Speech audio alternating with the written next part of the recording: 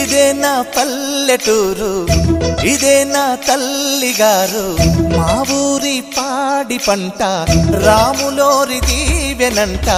తల్లి గోదావరి నీళ్ళు కడిగ సీతమ్మ పాదాలు, ఊరంతా హాయ్ హాయ్ హాయ్, మనసంతా హాయ్ హాయ్ హాయ్.